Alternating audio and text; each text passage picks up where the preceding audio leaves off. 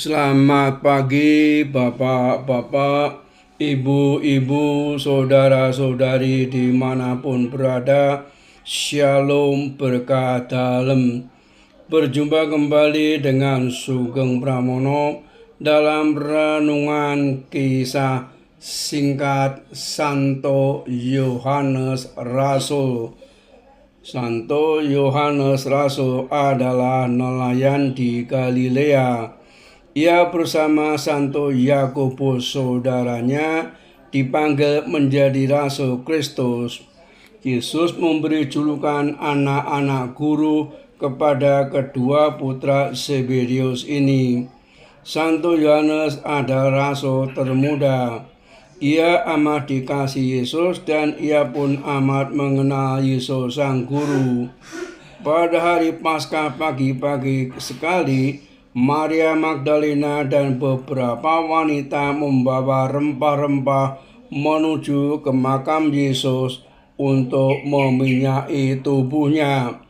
Mereka kembali dan berlari-lari kepada para rasul untuk menyampaikan sesuatu berita yang mengejutkan. Tuhan Yesus telah hilang dari makam. Petrus dan Yohanes pergi menyelidiki hal itu. Walaupun ia merupakan murid yang paling dikasihi Yesus, tetapi Yohanes adalah orang yang sangat rendah hati. Ia masih menunggu sampai Petrus datang dan masuk ke dalam makam terlebih dahulu. Baru sesudahnya ia masuk dan melihat kain kafan yang telah tergulung rapi. Yohanes hampir seabad lamanya, walaupun tidak wafat sebagai seorang martir, tetapi ia sungguh menjalani hidup penuh penderitaan. Tradisi lain menyatakan bahwa Rasul Yohanes mati sebagai martir, tetapi tradisi ini kurang diterima karena tidak mampu menyebutkan di mana tempat kemartiran Rasul Yohanes. Yohanes mewartakan Injil dan menjadi uskup di kota Efesus, di mana menurut tradisi Yohanes kemudian menulis Injil keempat, 3 buah surat gembala, dan kitab terakhir dari Perjanjian Baru. Di tahun-tahun terakhir hidupnya, ketika ia tidak lagi dapat berkhotbah, para muridnya tetap dengan setia membawakannya ke tengah jemaat. Pesan yang terakhir sangat sederhana. Anak-anakku, kasihilah seorang akan yang lain. Santo Yohanes wafat di Efesus sekitar tahun 101.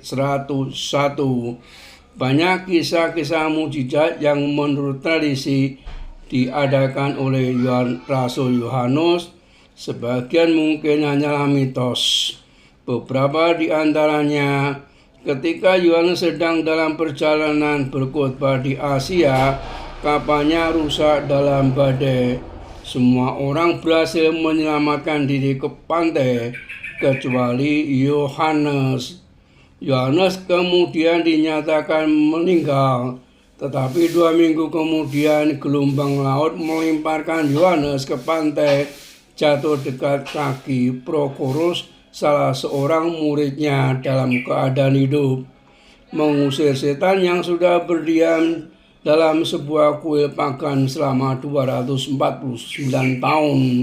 Dalam pelayaran persediaan air di atas kapal habis, Yohanes mengubah air laut menjadi air tawar untuk diminum.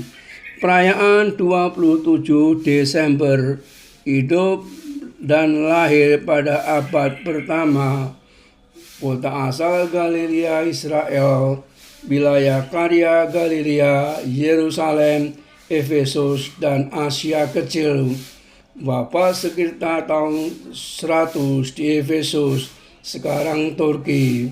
Sebuah basilika pernah dibangun di atas makamnya oleh Kaisar Justinian pertama pada abad ke-6. Basilika tersebut saat ini hanya tinggal reruntuhan. Salam peradaban kasih, terpujilah Tuhan. Amin.